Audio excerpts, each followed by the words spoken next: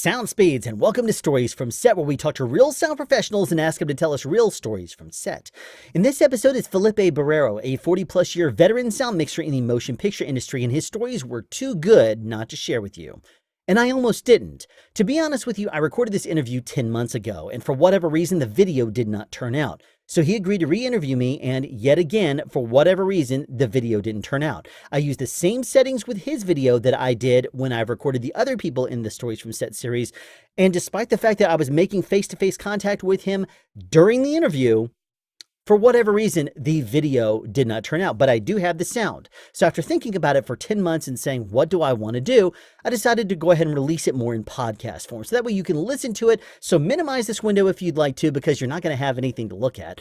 And enjoy, because the stories are definitely worth hearing. When I was probably about 21, 22 years old, that part about respect and hierarchy and all that, you don't understand that. You're a sound guy, you want the best sound, right? Correct. So I'm doing a documentary about Cuba 15 years after the revolution. So I'm in Cuba and we're with friends with the DP and the camera assistant. In those days, the documentary crew was a sound mixer, who is called a recordist, a assistant cameraman, who was also the lighter, and a DP. He always was called the DP. Anyway, so we're in a hotel waiting forever. And Castro is a night person. So we're like trying to stay up at night in case he calls and stuff. We're there about a week and a half. And we're sitting by an empty pool. Empty, totally empty. And the guy say, Flip, why don't you ask that guy to fill the pool up? What, at least if we're going to sit here, we can go swimming. I said, okay, I'll go ask him. It's probably a reason why it's empty. So I go over and I tell the guy in Spanish, the guys want to swim in the pool. And the guy looks at me and says, why don't they just go in the ocean? It's on the other side of the wall. And I said, they want to swim in the pool. Says, okay, drops his mop. He walks all the way around to the other side, and there's this giant wheel on the other side facing the ocean, and he starts cranking it, and the salt water starts coming into the pool. That was the pool. So it just came straight from the ocean into the pool. Yeah, I had a filter it so the fish wouldn't come in, but that's what it was. It was salt water. So that was so funny. That is awesome. I was watching it fill up, and I said, "You guys got to swim in it now." I made him do that. So because it takes just as long. It took probably about 6 hours to get the thing full, and then just as long to try and dump it and get the sand out and all that stuff. So he was really, really pissed about that. So in that same, finally, they call us from the office, and they tell us Castro's ready. We had just been out to a place that I forgot what it was. I think it was the Copacabana. And then we had come home about 11:30, 12 o'clock, 1 o'clock, we get a call. It says, Castro's ready. And I said, what? Get ready. You got 15 minutes. I have to pack everything and then go. So we get there, and Raul, his brother, is there to greet us. And I'm talking to him, we make friends. He told him who I was from Puerto Rico, and so on and so forth. You know how Latins are, they just got along. So we set up, he has what he calls the war room. It's a long, probably 40 feet long topography map of the island. So we want to shoot it there as a background because it's got, his trail and all that stuff. So we set up everything. And we set up for about another hour. We're waiting. Castro shows up. He has his cap on and his T-shirt. That's all. Just his T-shirt and his pants. He's got a cigar, and everybody's greeting him. And we're like, I've got the machines ready just in case. The cameraman's got his cameraman ready. And he says, okay, we're going to do this over here. The producer says, Castro said, no, we're not going to do it here. Let's go upstairs. There's air conditioning. So he walks upstairs, And everybody runs upstairs and leaves me with, I have two Nagras, two stereo Nagras, because I have to record Castro, I have to record the English, and they want these tracks separately, and I have to record the translation.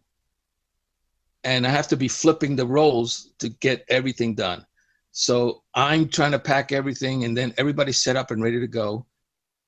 And Raul sees me coming in last, and I said, he says, why are you the last person? I says, because everybody ran off and left me. I have to do everything myself. And he had 6 sound engineers to help him. And he gave him a look that could have killed him. They ran down there, got the rest of my stuff up there, and did everything. And then I said, okay, now I have to put a wire on Castro. And they said, no way, this is a sound engineer. You cannot touch him. No one touches him, okay? You have to go through us. So I say, okay, I hand him the wire, not the wire, it's a lavalier because it was going to be plugged in. We go in there, he's set up in his office, all the lights roll. Okay, Mr. Castro, how are you, blah, blah, blah, blah, blah. And I hear, Oh, I said, no. what? Oh, no. And then I look, because I could see through the door, he's not in T-shirt anymore. He has his T-shirt.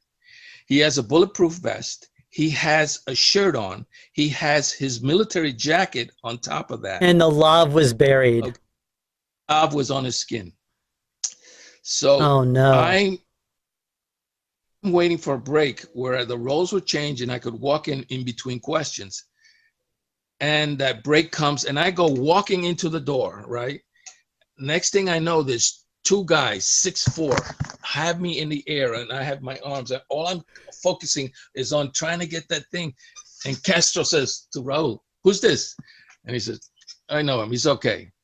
He said, what's wrong? I said, I can't hear him. He said, why? The microphone's there. He says, it's under 6 layers of his stuff. And Castro looks at his brother looks at him, and he says, fix it. So I opened up his shirt, I go down into his bulletproof vest, and the guys, all of these Cuban guys are sweating. They're watching you.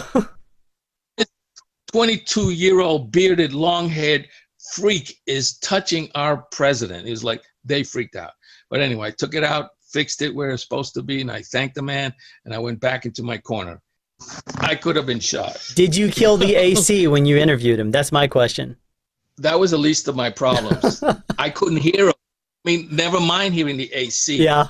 You know, it was in an office building, so it wasn't like an air conditioner in a corner in a window that was blowing. And there was no way he was going to turn off the air conditioner. We got the sound, you know, and I left the button. If you see that interview, you'll see that's the only time he has that top button open. And it was because of me. I said, I need that open because I can't hear them. The thing is, I'm talking to him just like I'm talking to you. I need that open or else I can't hear you. And he's looking at me like, oh, okay. The last person that told Castro what he needed. Remember, I was 22, 23 years old. I didn't know any better. Yeah, you just didn't care. In the mix? No, I didn't know anything about that stuff, you know? It's sort of like either you do it right or you don't do it at all. So that was really good. And afterwards we had dinner with him and he gave me a bottle of rum made from molasses in a ceramic jar given to dignitaries. And that lasted for about 4 years before it was empty. But it was a nice present. That's Thinking awesome. back, could have been dead. I mean, you could have been talking to my son, telling the story about his crazy dad. Tell me that wasn't worth listening to. Flip has some awesome stories, and I'll probably release more of them at some point in the future. But for right now, you can enjoy looking at his Internet Movie Database profile down there in the description. But tune into more episodes of Soundspeeds in the future for more fun stories from set and sound advice. Have a question you'd like answered or want to add something? Be sure to write it in the comment section down below. You can also make a suggestion for future topics of discussion. Again, comment section down below, or you can email me at soundspeeds@yahoo.com. Be sure to subscribe and turn on notifications so you won't miss out on future sound advice.